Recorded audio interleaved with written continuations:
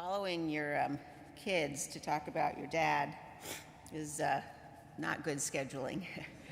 But distinguished guests, presidents and vice presidents, dear friends, my mom and Mary and I and our families, thank you for being here to honor the good and great man we loved so much.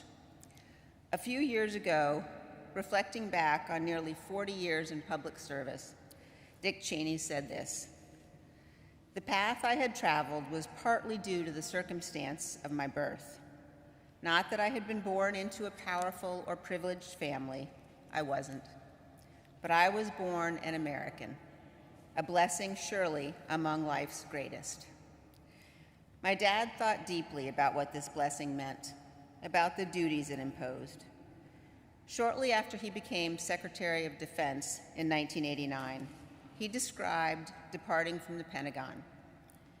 "As my helicopter lifted off the Pentagon helipad, I could look across the river to the great monuments of Washington, Jefferson, and Lincoln, to the White House and the Capitol building, where all the great decisions that have shaped 200 years of American history were made.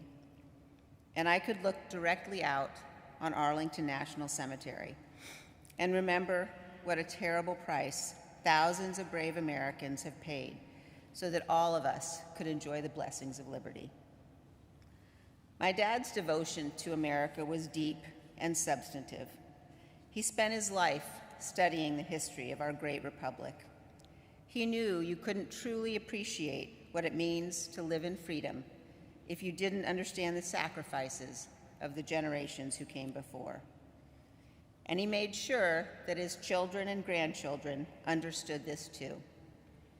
When Mary and I were little, my dad would load up our station wagon on the weekends to take us to visit Civil War battlefields.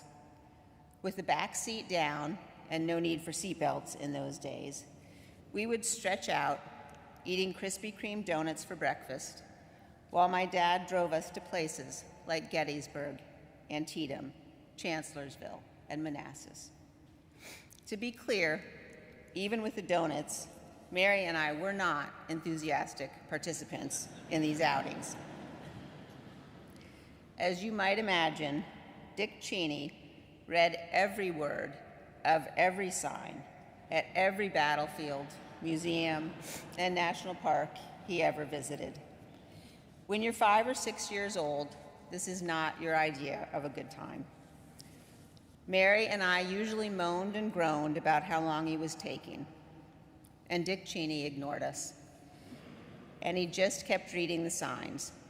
He didn't lecture us or demand that we read anything, but we pretty quickly realized no one was going anywhere until he got done. And so we figured we might as well start reading the signs too. And what an education we got. That was the thing about Dick Cheney. He wouldn't force his opinion on you or demand you do things his way. He might not share his opinion at all if you didn't ask. In fact, he was known to go long stretches of time without saying a single word. But if you watched closely, if you asked questions, if you listened when he did speak, you had the experience of seeing the world opening up in front of you, of looking at things in new ways, of benefiting from his clarity of thought, his ability to crystallize what was important and what wasn't. And he was always surprising. Many know the story of his time at Yale. If my dad heard you say he flunked out, he would correct you.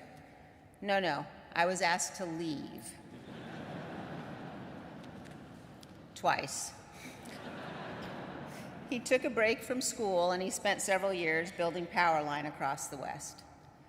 I had heard this part of the story my whole life, but it wasn't until I worked with him on his memoirs that I learned how he spent his evenings. At the end of long days, he'd unroll his sleeping bag by a campfire or on a cot in the cook tent, and by the light of his Coleman lantern, he read Winston Churchill's 6-volume history of World War II. By the fall of 1963, Dick Cheney was convinced, some would say threatened, by my mother to return to school. He'd been at the University of Wyoming just a few weeks when he climbed to a seat up near the rafters of the packed field house to hear President John F. Kennedy urge the students to dedicate their lives to the service of our nation. I think this is the moment my dad decided what direction his life should take.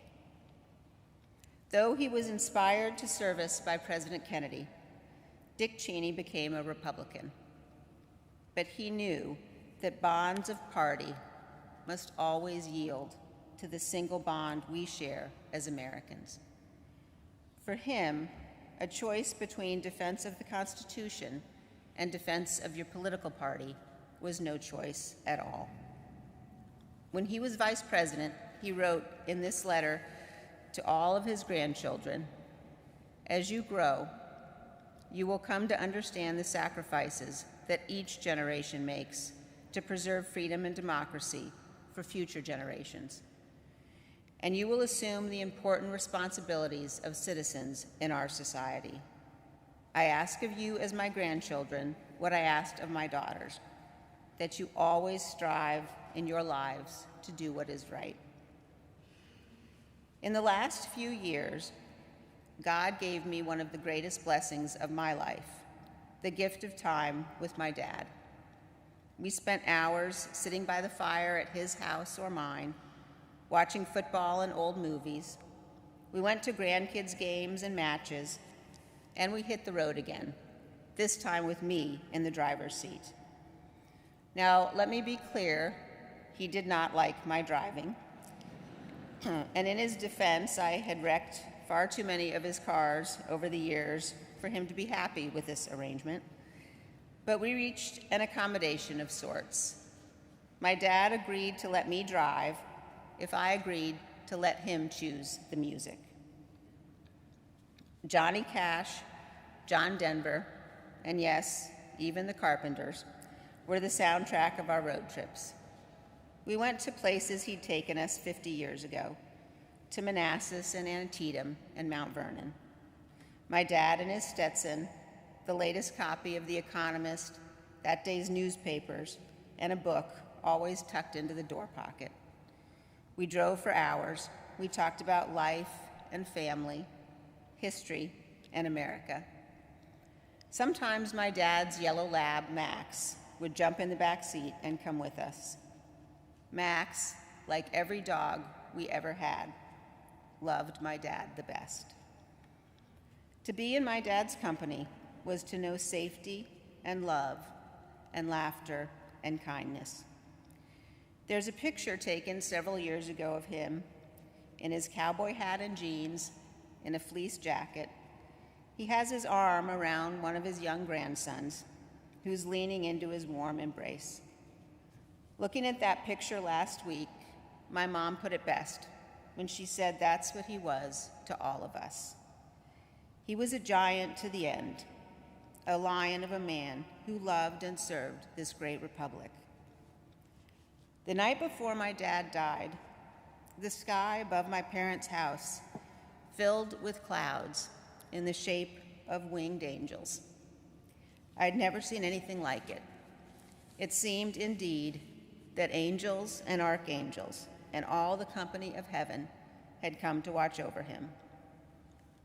As my dad left this earth, his last words were to tell my mother he loved her.